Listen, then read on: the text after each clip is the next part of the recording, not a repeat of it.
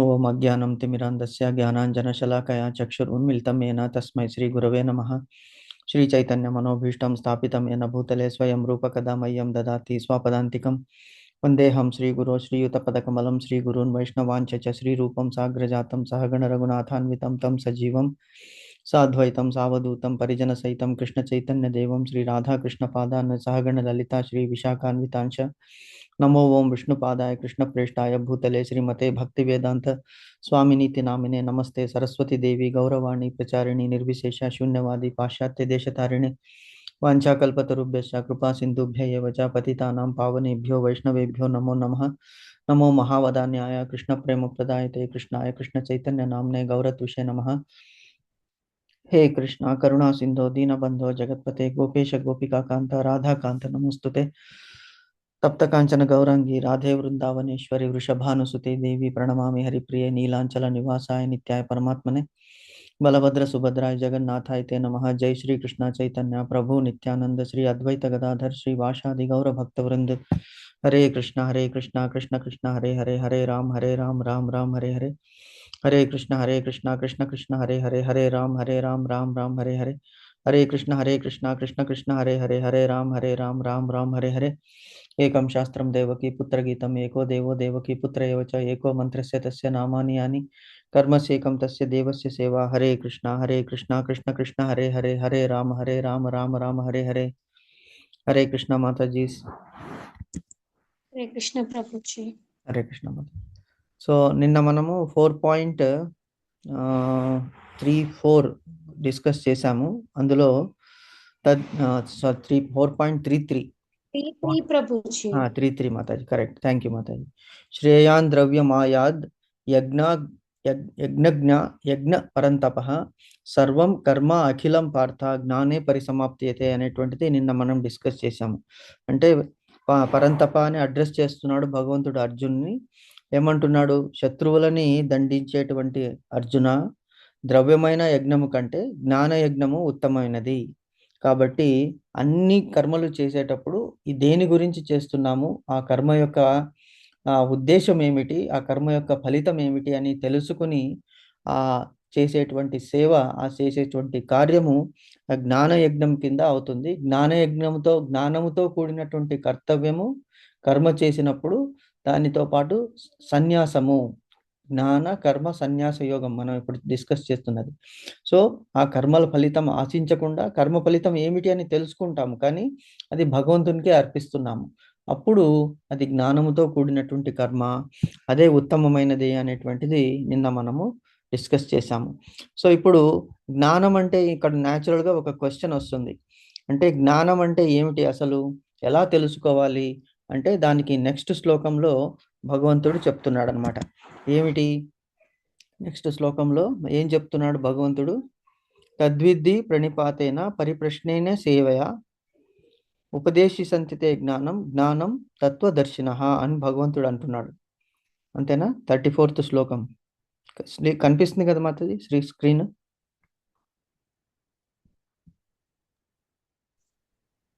కనిపిస్తుంది.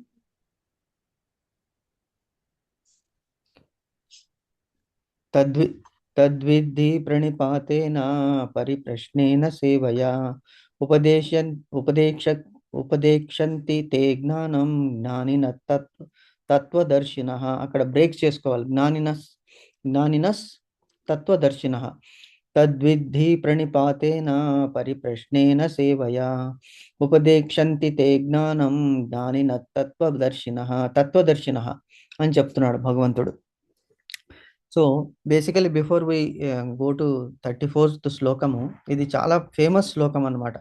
తద్విద్ధి ప్రణిపాతేన పరిప్రశ్నేన పరిప్రశ్న. ప్రశ్న అంటే క్వశ్చన్, మరి పరిప్రశ్న అంటే ఉత్తమమైనటువంటి క్వశ్చను. పరిప్రశ్నేన సేవ అక్కడ చెప్తున్నాడు చూడండి. పరిప్రశ్న అంటే వినయపూర్వకమైన ప్రశ్నల ద్వారా. ఓకే. ఉపదేశంతి తే జ్ఞానం జ్ఞానిన తత్వదర్శినః. ఒకసారి ఇది శ్లోకం చదవండి మాతాజీ. తద్విద్ధి ప్రణిపాతేన పరిప్రశ్నేన సేవయా ఉపదేశంతి తే జ్ఞానం జ్ఞానిన నస్తః తత్వదర్శినః. Very good. So okay, before we start meanings ఇంకొక విషయం చెప్పాలి. మనం ఇప్పుడు జ్యేష్ఠ మాసము, ఇది కూడా అధిక మాసము మనము ఆచరిస్తున్నాము. అందరికీ తెలుసు పురుషోత్తమ. పురుషోత్తమ మాసం. Correct Mataji, very good. So దీనికి పురుషోత్తమ మాసం అని మనకి అనుకుంటాం. ఎందుకు ఈ పురుషోత్తమ మాసం, అధిక మాసం ఎలాగ వస్తుంది అంటే, ఐడియా ఉందా మీకు? అధిక మాసం ఎందుకు వస్తుంది, ఎందుకు చేస్తున్నాము అనేటువంటిది, ఎందుకు ఇది చేయాలి అని? ఓకే, సో మనము సౌరమానము, చాంద్రమానము అని రెండు టైం జోన్స్, అంటే టైం ప్రకారం మనం ఆచరిస్తామన్నమాట. మనమందరూ కూడా చాంద్రమానాన్ని అనుసరిస్తాము. చాంద్రమానంలో ఏమిటి, 28 days విల్ బికమ్ 1 month. సౌరమానంలో ఏమిటి, 31 days ఉంటుందన్నమాట. అంటే ఈ డిఫరెన్స్ ఏమిటి, ఎవ్రీ మంత్కి ఒక 3 days వస్తుంది కదా. అలాగా 3 days వచ్చినప్పుడు అది ఏమవుతుంది, అది ఎక్కువ, అంటే ఆ 3 days 12 times 3 days అంటే 36 days. సో ఇది ఒక ఎక్స్ట్రా మంత్ వచ్చిందనమాట. సో దీనికి మరి పేరు ఏమి ఇవ్వాలి, అన్ని మాసాలకి పేర్లు ఇచ్చాము. చైత్రము, వైశాఖము, జ్యేష్టము, ఆషాఢం అనుకుంటూ పాల్గొన మాసం వరకు అన్ని ఇచ్చామన్నమాట. కానీ ఈ మాసాన్ని ఎవరు స్వీకరించలేదన్నమాట, అంటే నోబడి అగ్రీడ్. కాబట్టి ఆ మాసానికి అప్పుడు అధిక మాసం అని పేరు వచ్చిందనమాట. ఈ అధిక మాసంలో మనము మంచి మంచి పనులు ఏమీ చేయము. అంటే ఈ పెళ్ళిళ్ళు కానీ, ఉపనయనాలు కానీ, గృహప్రవేశాలు కానీ ఇవన్నీ కూడా చేయరనమాట. ఎందుకంటే ఇది మలిన మాసం అని కూడా అంటారు దీన్ని. సో అప్పుడు అది బాధపడుతున్నప్పుడు శ్రీ మహావిష్ణువు అన్నాడు, అందరూ అన్ని ఋతువులు, కాలాలు, రోజులు, టైం అంతా కూడా నేను భగవంతుడు కాలస్వరూపుడు. మరి ఈ కాలం ఎక్స్ట్రా టైంని ఏం చేయాలి, ఎవరు వద్దనుకుంటే ఎలాగా? ఇందులో ఏ పనులు చేయకూడదంటే, ఇందులో అతి శ్రేష్టమైనటువంటి పని ఏమిటి అంటే భగవంతుణ్ణి దర్శించడం, భగవంతుణ్ణి స్మరించడం. కాబట్టి ఈ మాసాన్ని నేను స్వీకరిస్తాను అని చెప్పి భగవంతుడు ఏమన్నాడంటే, దీన్ని పురుషోత్తమ మాసము, ఇందాక మనకి ప్రభామాతాజీ చెప్పారు కదా, పురుషోత్తమ మాసము అనేటువంటి పేరు ఇచ్చారనమాట. పురుషోత్తముడు అంటే భగవంతుడే దీన్ని స్వీకరించాడు. కాబట్టి ఈ మాసములో చేసేటువంటి ఈ జపము, తపము, యజ్ఞాలన్నీ కూడా 1000 రెట్లు ఫలితాన్ని ఇస్తుందన్నమాట. అంటే మీరు ఇవాళ భగవంతుడి దగ్గర, భగవంతుని మందిరంలో ఒక దీపం వెలిగించారు. దీపం వెలిగించినప్పుడు, మామూలుగా ఒక దీపం వెలిగించినప్పుడు అది పరం జ్యోతి అవుతుంది. ఆ జ్యోతి వలన వెలుగు వస్తుంది. అంటే మన హృదయంలో జ్ఞానాంజన శలాకయ అన్నాడు. అంటే మనకి ఆ చీకటి అనేటువంటిది తొలగిపోతుంది. ఈ మాసములో మనము ఈ దీపారాధన చేసినప్పుడు, అందుకే ఈ మాసంలో ఏం చేస్తారంటే ప్రతి ఇంటికి వెళ్ళి దీపారాధన చేస్తారు. సో కార్తీక మాసంలో చేసేది పురుషోత్తమ మాసంలో కూడా అది 4 సంవత్సరాలకు ఒకసారి వస్తుందన్నమాట. కాబట్టి ఈ మాసంలో ఏమవుతుందంటే చేసే పని ప్రతిదానికి 1000 రెట్లు అధికము ఫలితము ఉంటుంది అని భగవంతుడు చెప్పాడు. కాబట్టి ఎప్పుడైతే భగవంతుడే దీన్ని స్వీకరించాడో అప్పుడు అందరూ కూడా దీన్ని అతి శ్రేష్టమైనటువంటి మాసము అని చెప్తున్నారనమాట. కాబట్టి ఇటువంటి మాసాన్ని మనము భక్తి శ్రద్ధలతో ఆచరించాలి. ఎలాగా అంటే 15వ చాప్టర్ ఉంది భగవద్గీతలో, 15th చాప్టర్. అందులో 20 శ్లోకాస్ ఉన్నాయి. సో ప్రతిరోజు కూడా మనము ఆ 15th చాప్టర్ని చదవాలి. మనము వీలైతే నెక్స్ట్ వీక్ నుంచి మనం ఏం చేద్దామంటే ఈ శ్లోకాలని ఒక్కసారి చదివేద్దాం. చదివి మళ్ళీ మనం రెగ్యులర్ దీనికి వెళ్దాం. ఒకరోజు కేటాయిద్దాము ఈ నెలలో, ఒక రోజు 2 రోజులో ఈ పురుషోత్తమ శ్లోకం ఉంది కదా, పురుషోత్తమ యోగము 15th చాప్టర్లో భగవద్గీతలో ఉన్నటువంటి దాన్ని మొత్తం శ్లోకము, తర్వాత మీనింగ్స్, తర్వాత ప్రతి పదార్థము, భావము అన్నీ కూడా దీన్ని మనం చదువుదాం. ఓకేనా? సో ఇది తప్పనిసరిగా రోజు మీరు వీలైతే, it will not take more than 10 minutes. 10 minutes కంటే ఎక్కువ టైం తీసుకోదు శ్లోకాలు చదవడానికి. 20 శ్లోకాలు ఉన్నది. దయచేసి అందరూ కూడా ఇవాళ నుంచి మనము 15th చాప్టర్ రోజు ఈ జూన్ 15th వరకు ఉన్నది. మొన్న మే 17th నుంచి స్టార్ట్ అయింది. జూన్ 15 వరకు ఈ అధిక మాసం ఉంటుంది. ఈ అధిక మాసంలో మీరు ఆ శ్లోకాన్ని ఒక్కసారి చదివితే 1000 సార్లు చదివినటువంటి ఫలితం వస్తుంది. అందులోనూ పురుషోత్తమ యోగం అనే దానికి పేరు. ఆ 15th చాప్టర్కి పురుషోత్తమ యోగం అనేటువంటిది పేరు. కాబట్టి ఈ పురుషోత్తమ మాసంలో పురుషోత్తమ యోగం అనేటువంటిది రోజు ఒక్కసారి మనము పఠిద్దాం. ఓకే. సో ఇది నేను మొన్ననే చెప్పదలుచుకున్నాను, మర్చిపోయాను చెప్పడానికి. సో ఇవాళ మనం గుర్తుపెట్టుకుని ఇది చేద్దాం. సరేనా? Okay Prabhuji. Okay Mataji. Okay, so now let us go to 4.34. Okay. తద్విద్ధి ప్రణిపాతేన పరిప్రశ్నేన సేవయా ఉపదేక్షంతి తే జ్ఞానం జ్ఞానిన తత్వదర్శినః. ఓకే, మీనింగ్స్ చదవండి మాతాజీ. ఆ విధ యజ్ఞాల జ్ఞానము విద్ధి, తెలుసుకోవడానికి ప్రయత్నించు. ప్రణిపాతేన, గురువు దగ్గరకు వెళ్ళడం ద్వారా. పరిప్రశ్ననే, వినయపూర్వకమైన ప్రశ్నల ద్వారా. సేవయా, సేవ చేయడం ద్వారా. ఉపదేక్షంతి, వారు దీక్షితుని చేస్తారు. తే, నిన్ను. జ్ఞానం, జ్ఞానంలోకి. జ్ఞానినః, ఆత్మదర్శులు. తత్వ, తత్వమును. దర్శినః, దర్శించిన వారు. గురువు దగ్గరకు వెళ్ళిన సత్యమును తెలుసుకోవడానికి ప్రయత్నించు. వినయముతో ఆయన దగ్గర విచారణ చేసి ఆయనకు సేవ చేయవలసింది. ఆత్మదర్శులు తత్వదర్శనము చేసిన కారణంగా నీకు జ్ఞానమును ఉపదేశిస్తారు. హరే కృష్ణ ప్రభుజీ. హరే కృష్ణ మాతాజీ. సో చాలా ఇంపార్టెంట్ శ్లోకం మాతాజీ ఇది. భగవంతుడు ఆది గురువు. యాక్చువల్లీ కృష్ణుడు అనేటువంటి కృష్ణుడు ఎవరు అంటే ఆది గురువు. సో గురువు ద్వారా, గురు పరంపర ద్వారా మనం తెలుసుకోవాలి. అంటే it is unadulterated, direct, pure. ఇప్పుడు మనం ఏదైతే ఆర్గానిక్ అంటున్నాం చూడండి, అంటే ఎరువులు వేసి కెమికల్స్ వేసి పండించకుండా ఉన్నటువంటి పంటల్ని ఆర్గానిక్ అంటే they are pure in nature. అంటే మన ఆరోగ్యం బాగుపడుతుంది. దేహం గురించి అంత సేవ మనం తీసుకుంటున్నాం శ్రద్ధ. అలాగే మన మనస్సు అంటే ఆత్మ గురించి కూడా మనం అటువంటి శ్రద్ధనే తీసుకోవాలి. ఎలాగా అంటే మనము ఈ జ్ఞానం, ఆధ్యాత్మిక జ్ఞానం అనేటువంటి సంపాదించాలి అంటే ఒక సద్గురువు ద్వారా ఆ విద్యని మనము అభ్యసించాలి. మామూలుగా ఈ మెటీరియల్ విద్యలు ఉంటాయి. అంటే ఇప్పుడు మనం ఎంటెక్లు, బీటెక్లు, కాలేజ్, స్కూల్లో చదువుతున్నప్పుడు ఆ గురువు మనకి కేవలము జీవితాన్ని అంటే ఎలాగ మనము మన ఉదర పోషణ గురించి ఆ విద్యలు ఉపయోగపడతాయి.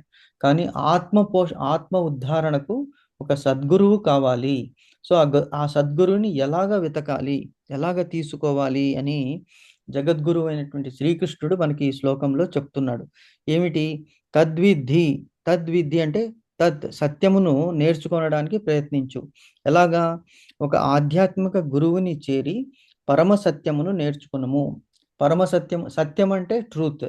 పరమ సత్యం అంటే అబ్సల్యూట్ ట్రూత్. అందుకే భగవంతుని హీఈస్ అబ్సల్యూట్ ట్రూత్ అంటాడు. అంటే సత్ చిత్ ఆనంద స్వరూపుడైనటువంటి భగవంతుని మనము ఎలాగ తెలుసుకోవాలి? ఎలా తెలుసుకోవడం అంటే ఏమిటి? ఒకటి, మనము ఏ విద్య నేర్చుకున్నప్పటికీ కూడా ఎన్ని విన్నా కూడా కళ్ళతో చూస్తే మనకి అది హృదయంలో నాటుకుంటుంది. అందుకే అన్నారు, ఏ పిక్చర్ ఈజ్ వర్త్ 1000 words. అంటే అందుకే ఒక చిత్రాన్ని మనం చూస్తే అది డిస్క్రైబ్ చేయాల్సిన అవసరం లేదు. ఎందుకంటే ఆటోమేటిక్గా మన కళ్ళు ఎక్స్రే లాగా పనిచేస్తాయి. ఆ పిక్చర్ని మన కంటిలో ఫోటో తీసుకుని అది హృదయానికి తీసుకెళ్ళిపోతుంది అన్నమాట. అందుకనే ఏమంటున్నాడు అంటే ఇక్కడ ఒక ఆధ్యాత్మిక గురువు పరమ సత్యాన్ని తెలుసుకోవడానికి నేర్చుకోవాలి. ఎలాగా అంటే వినయముతో ఆయనకు ప్రశ్నలు అడగాలి. కొంతమంది అడుగుతుంటారు క్వశ్చన్స్, ఏమిటని అంటే అది అతి తెలివి ఉపయోగించకు అని ఒక్కొక్కసారి అంటుంటారు టీచర్స్. అంటే ఏమిటి? నువ్వు అడిగే విధం ఎలా ఉన్నది? నువ్వు వినయముతో అడుగుతున్నావా, లేకుంటే టీచర్ని క్వశ్చన్ చేసే విధంగా అడుగుతున్నావా అనేటువంటిది ఇక్కడ మనకి తెలుసుకోవాలి. వినయ విధేయతలతో అడిగినప్పుడు గురువుకి తెలిసిపోతుంది, ఇతడు నిజంగా నేర్చుకోవాలని అడుగుతున్నాడా, లేకుంటే నాటకంగా అంటే అతి వినయము అదే అంటారు. అతి వినయం కూడా అతి వినయం ధూర్త లక్షణం అన్నాడు. అతి వినయం, చాలా వినయంగా ఉన్నటువంటి వాళ్ళని ఎప్పుడూ నమ్మకూడదు. మామూలుగా అంటే మనం మాటల్లో కూడా మనం అబ్జర్వ్ చేయాలి. అందుకే 93% ఆఫ్ అవర్ వర్డ్స్, మనం మాట్లాడేది కమ్యూనికేషన్లో 93% ఏముంటుందంటే words, action speaks more louder దాన్ వర్డ్స్ అన్నారు. ఓన్లీ 7% సౌండ్ వస్తుంది. మిగతా 93% వాళ్ళ బాడీ లాంగ్వేజ్ వల్ల మనకి తెలిసిపోతుంది. ఎలాగా కళ్ళు ఎలాగున్నాయి, అతని ముఖ కవళికలు ఎలాగున్నాయి, చేతులు ఎలాగా తిప్పుతున్నాడు, అంటే ఏ విధంగా అతను వినయముతో అడుగుతున్నాడా, లేకుంటే గురువుని ప్రశ్నించాలని, గురువుని నలుగురి ముందు అవమానించాలని అడుగుతున్నాడా అనేటువంటిది తెలిసిపోతుంది గురువుకి. దీనికి ఎగ్జాంపుల్ మనకి శ్రీమద్ భాగవతంలో దొరుకుతుంది. ఎస్పెషలీ మహాభారతం యుద్ధం అంతా అయిపోయిన తర్వాత భగవంతుడు ధర్మాన్ని సంస్థాపన చేసిన తర్వాత ధర్మరాజు ఆదులకు పాండవులకు ఆ పట్టాభిషేకం చేసిన తర్వాత ఇంకా ధర్మము 4 కాళ్ళ మీద నడుస్తుంది. నాకు ఇంకా నేను వచ్చిన పని అయిపోయింది. కృష్ణుడు ఎందుకు వచ్చాడు? ధర్మ సంస్థాపనార్థాయ వచ్చాడు. ఏమిటి? జాత కంస వధాయచ భూభారణ హరాయచ. కంసుని వధించడానికి, అందరిలోకి మైటియస్ట్ పర్సన్ ఆ టైంలో కంసుడు. అతన్ని చంపడానికి భూ భారాన్ని తగ్గించాడు. జరాసంధుని సైన్యము 23 అక్షౌహిణుల సైన్యము 18 సార్లు వచ్చినప్పటికీ అతడు వాళ్ళందరినీ సంహరించాడు. అంటే భూమి మీద ఉన్నటువంటి అసురులని సంహరించాడు. అప్పుడు భూదేవికి సంతృప్తి కలిగింది. ఇంకా కొంతమంది మిగిలి ఉన్నారు.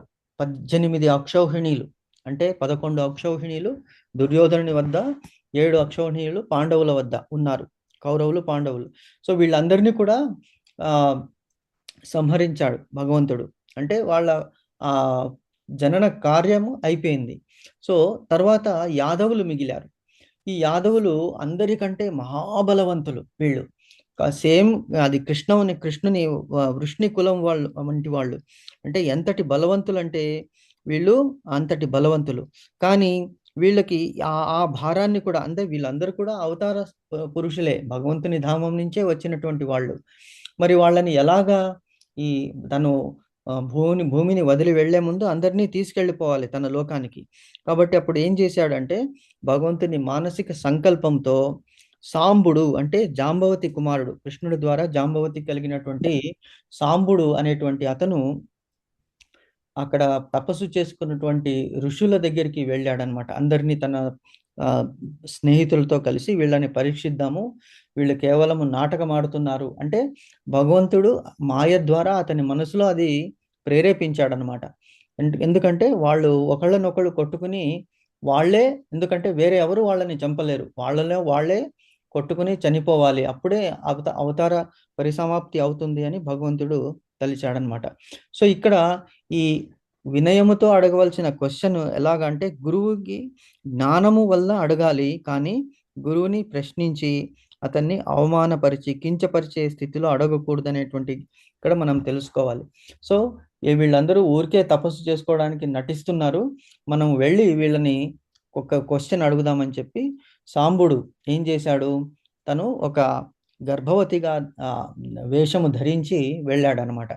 వాళ్ళతో పాటు వెళ్ళి, మీరందరూ మహాపురుషులు ఉన్నారు, ఇప్పుడు ఇతనికి ఈవిడకి కలిగేటువంటి బిడ్డ మగబిడ్డనా ఆడబిడ్డనా చెప్పండి మీ దివ్య దృష్టితో చూసి. అంటే అప్పుడు ఆ ఋషులందరూ చూశారు దివ్య దృష్టితో, వాళ్ళకి తెలిసిపోయింది వీళ్ళు కేవలం మమ్మల్ని అవహేళన చేయడానికి ఇటువంటి నాటకం ఆడుతున్నారని చెప్పి, మీకు మగబిడ్డ కాదు ఆడబిడ్డ కాదు, ఒక ముసలము పుడుతుంది, ఆ ముసలముతో మీ వంశమే నాశనం అయిపోతుంది అని చెప్పేసి శపిస్తారన్నమాట.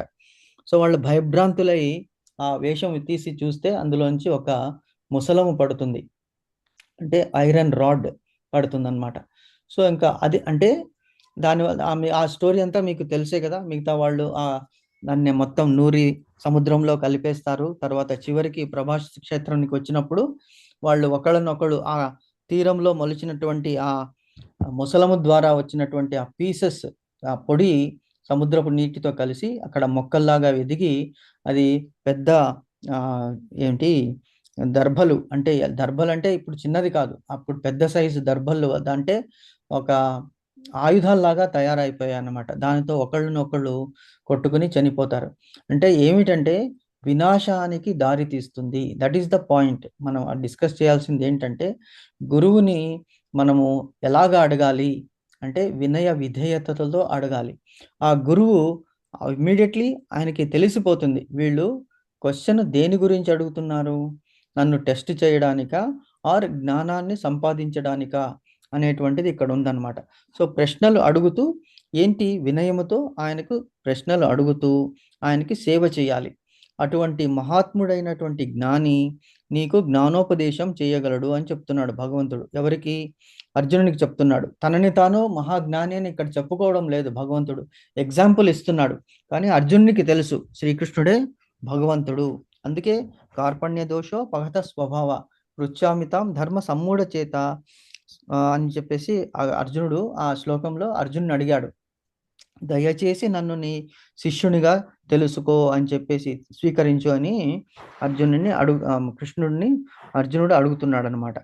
సో అది ఈ శ్లోకానికి మీనింగ్. అంటే ఒక ఆధ్యాత్మిక గురువుని చేరి పరమ సత్యాన్ని మనం తెలుసుకోవాలి. ఆయనకి క్వశ్చన్ అడిగేటప్పుడు వినయముతో అడగాలి, అతి వినయముతో కాదు. వినయము అతి వినయం అంటే ఆపోజిట్. అంటే అతన్ని టాంటింగ్ అంటారు కదా, ఇంగ్లీష్లో ఒక వర్డ్ ఉంది టాంటింగ్.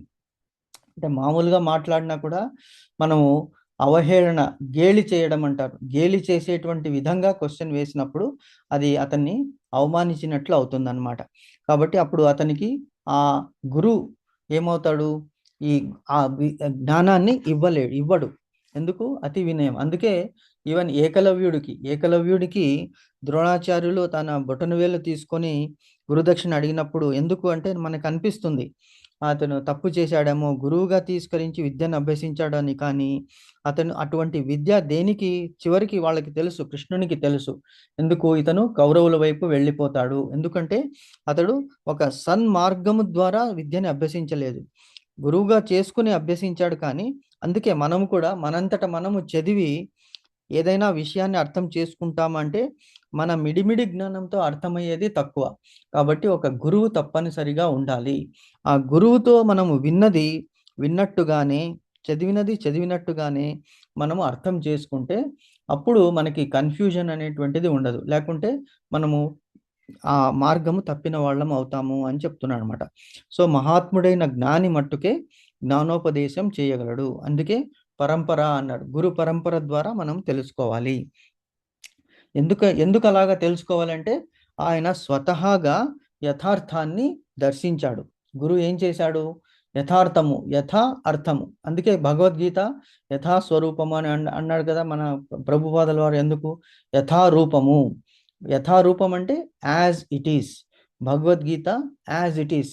మనకి చూస్తే ఏమిటి ఇలా ఉంది టైటిల్ అని అనిపిస్తుంది. కానీ మనం చదవంగా వినంగా దాని యొక్క అర్థం మనకి అర్థమవుతుంది. యాజ్ ఇట్ ఈస్ అంటే నేను ఒక్క వర్డ్ కూడా యాడ్ చేయలేదు, ఒక్క వర్డ్ కూడా డిలీట్ చేయలేదు. యాజ్ ఇట్ ఈస్, నాకు ఎలాగైతే ఒరిజినల్గా వ్యాస భగవానుడు ఏది ఇచ్చాడో దాన్ని ఉన్నది ఉన్నట్టుగా మీకు నేను అందించాను అని ప్రభుపాదుల వారు అంటున్నారు మనకి. అదేవిధంగా ఫస్ట్ శ్రీ మహావిష్ణువు నుంచి వేదాలు బ్రహ్మదేవునికి వచ్చాయి, ఉపదేశించాడు. బ్రహ్మదేవుడు నారదునికి, నారదుడు వ్యాసదేవులకి అది ఉపదేశించాడు. అలాగా వ్యాసదేవుడి నుంచి తన కుమారుడైన శుక మహర్షి నుంచి ఎవరికి? ఎవరు ఆయన? శౌనకుడికి ఎవరైనా? శుక మహర్షి నుంచి పరీక్షిత్తుకి ఉపదేశించినప్పుడు శుక మహర్షి మునిలో ఈయన ఉన్నారు. ఎవరు?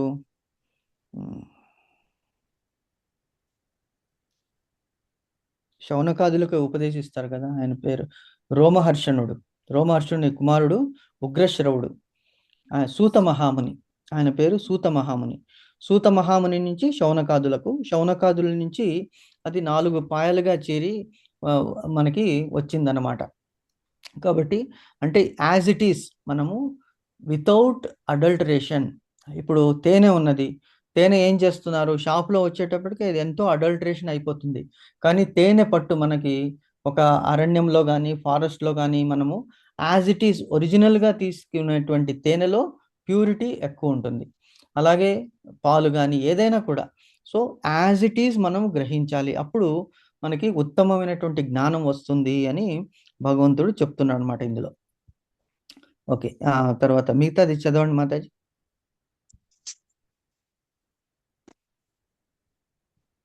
ఎవరైనా చదువుతారా మాతాజీ? చదవమంటారా ప్రభుజీ? చదవండి మాతాజీ. ఆధ్యాత్మిక అనుభూతి మార్గము నిస్సందేహంగా కఠినమైనది. అందుకే తన నుండే ఆరంభమైనట్టి గురు పరంపరలోని ప్రామాణిక గురువు చెంతకు వెళ్ళమని భగవానుడు మనకు ఉపదేశిస్తున్నాడు. ఈ పరంపరా సిద్ధాంతాన్ని పాటించకుండా ఎవ్వడు ప్రామాణిక గురువు కాలేడు. భగవంతుడే ఆది గురువు. గురువు పరంపరలో ఉన్నట్టి వ్యక్తి భగవత్ సందేశాన్ని యథాతథంగా తన శిష్యునికి అందచేయగలుగుతాడు. తన స్వంత పద్ధతిని తయారు చేసుకోవడం ద్వారా ఎవ్వడూ ఆధ్యాత్మికానుభూతిని పొందలేరు. అయినా మూర్ఖులైన కపటులకు అదే మోజుగా ఉంటుంది. ధర్మంతు సాక్షాత్ భగవత్ ప్రణీతం. ధర్మపదము నేరుగా భగవానుని చేతనే వివరించబడిందని శ్రీమద్ భాగవతము 6.3.19 తెలిపింది. ఇక్కడికి స్టాప్ చేయండి మాతాజీ. ఇక్కడొక డిస్కస్ చేద్దాం, నెక్స్ట్ మళ్ళీ రేపు కంటిన్యూ చేద్దాం. సో ఇక్కడ ఇంపార్టెంట్ పాయింట్ చెప్తున్నాడు భగవంతుడు, ధర్మంతు సాక్షాత్ భగవత్ ప్రణీతం. ఇంతకు ముందు కూడా మనం దీని గురించి డిస్కస్ చేసాం, ఇది ఇంతకు ముందు కూడా వచ్చింది. ధర్మంతు సాక్షాత్ భగవత్ ప్రణీతం అంటే భగవంతుని ద్వారా ధర్మము చెప్పబడినది. ఎలాగా? వేదాల ద్వారా, భగవంతుని ముఖం ద్వారా వెలువడింది.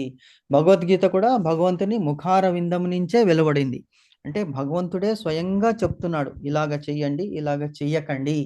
అంటే ఎలాగా అంటే జ్ఞానం అర్జించాలంటే డైరెక్ట్ గురు పరంపర ద్వారా తెలుసుకోవాలి అనేటువంటిది ఇక్కడ. ధర్మంతో సాక్షాత్ భగవత్ ప్రణీతం, ధర్మ మార్గము స్వయంగా భగవానునిచే ఆదేశింపబడెను. దట్ ఈస్ చెప్పడము వేరే, ఆదేశము చేయడం వేరే. చెప్పడం అంటే వీఆర్ ఆస్కింగ్ ఏమిటి, ఇది ఇలా చెయ్యాలి, అది అలా చెయ్యాలి. ఆదేశం అంటే ఇది చేస్తే ఇది ఏమిటి తప్పనిసరిగా ఇలా. ఆదేశం అంటే ఆర్డర్, ఇలాగే చెయ్యాలి, ఇలా కాకుండా ఇంకొకలాగా చెయ్యకూడదు అనేటువంటిది. ఆదేశం అంటే do, you have to do it, you must do it, you must do it, you should do it అనే దానికి డిఫరెన్స్ ఉంది. యూ మస్ట్ అంటే there is no other way, you have to do it. You should do it అంటే try చెయ్యి, maximum try చెయ్యి. So must and should. ఇక్కడ ఆదేశం అంటే మస్ట్, అందుకే రాజశాసనము అని ఉంటుంది అనమాట. రోడ్డులో రాజశాసనం ఏముంటుంది, మీరు డ్రైవింగ్ లైసెన్స్ లేకుండా రోడ్డు మీదకి రాకూడదు. డ్రైవింగ్ లైసెన్స్ లేకుండా రోడ్డు మీదకి వస్తే ఏమవుతుంది, వేరే వాళ్ళకి ఇబ్బంది కలుగుతుంది. నువ్వు ఎలాగో పాడవుతున్నావు, వేరే వాళ్ళు సక్రమంగా వెళ్ళేటువంటి వాళ్ళని కూడా నీ ఈ ప్రవర్తన ద్వారా, ఈ కార్యం ద్వారా వాళ్ళకి సేఫ్టీ అనేటువంటిది ఉండదు అని ఉంటుందన్నమాట. రాజశాసనం అంటే you have to do this. So అది భగవంతుడు ఏం చెప్పాడు, ఇలాగే చెయ్యాలి. ధర్మంతో సాక్షాత్ భగవత్ ప్రణీతం అనేటువంటిది భగవంతుడు చెప్తున్నాడు అనమాట. ఎక్కడ చెప్పాడు? శ్రీమద్ భాగవతంలో 6th canto 3rd chapter 19th శ్లోకంలో ఇది వస్తుందన్నమాట మనకి. సో ఇక్కడ ఏం చెప్తున్నాడు భగవంతుడు, ఆత్మానుభూతి మార్గము నిస్సందేహముగా కఠినమైనది. మనకి మామూలు చదువే కష్టము. అంటే స్కూల్లో ఇప్పుడు ఎగ్జామ్స్, పిల్లలు అనుకుంటారు అబ్బా ఎప్పుడు ఈ చదువు అయిపోతుందో, హాయిగా మనము జాబ్ చేసుకుంటే మన చేతి నిండా డబ్బులు వస్తుంది, మనం ఇష్టం వచ్చినట్లు ఉండొచ్చు అని.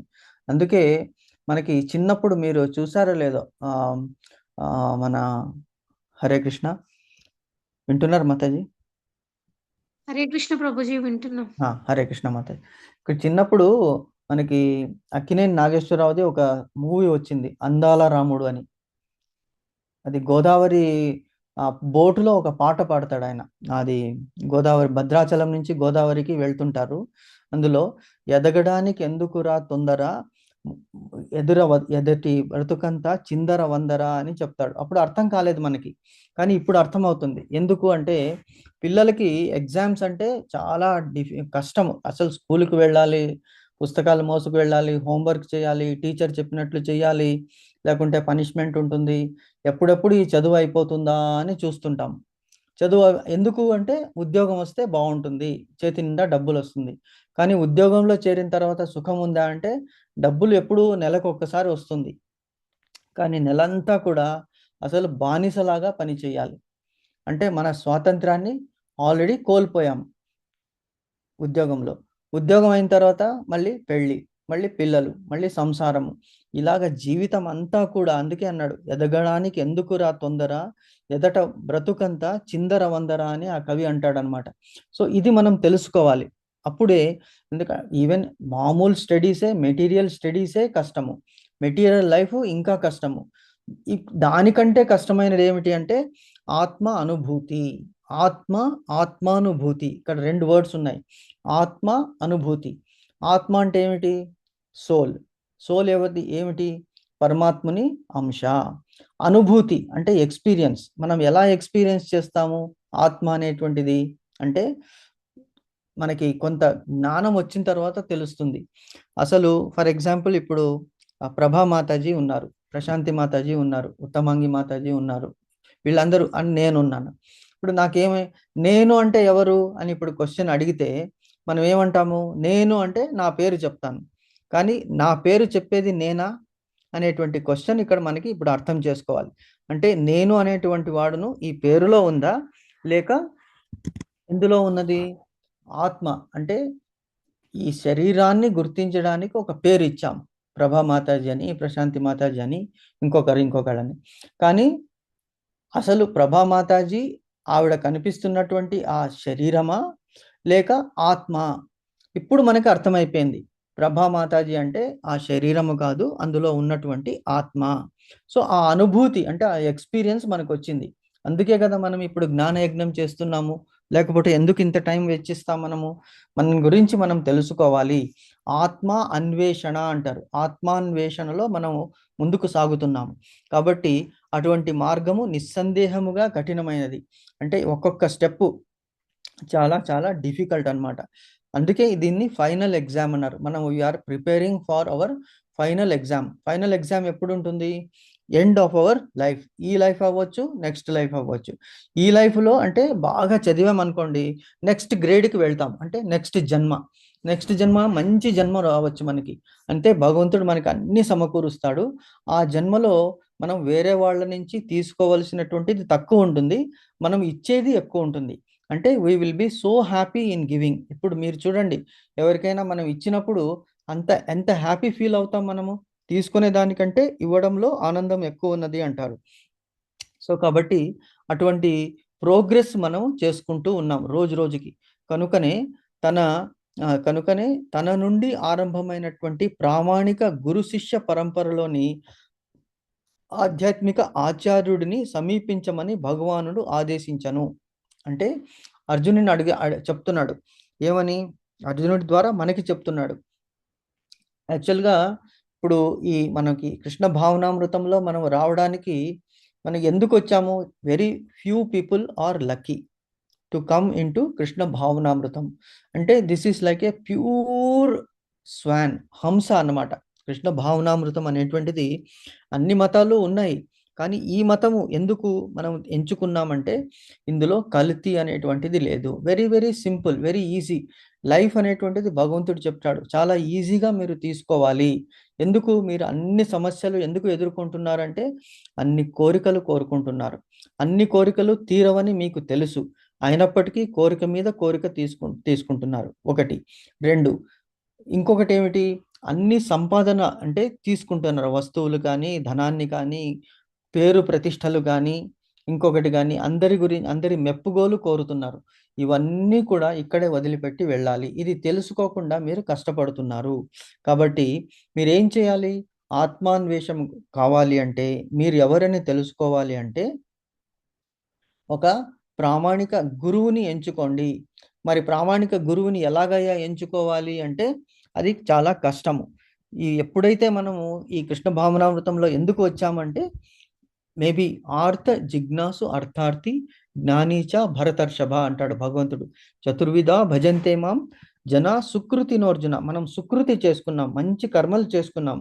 ఏమిటి మంచి కర్మలు? ఇంతకు ముందు జన్మల్లో చేసుకున్నాం కాబట్టి మనకి ఈ 4 విధాల్లో ఆర్తి అంటే కష్టాలు వచ్చాయి. కష్టాలు వచ్చినప్పుడు ఏమన్నా, అరే ఎలాగా ఈ కష్టాల నుంచి బయటపడాలి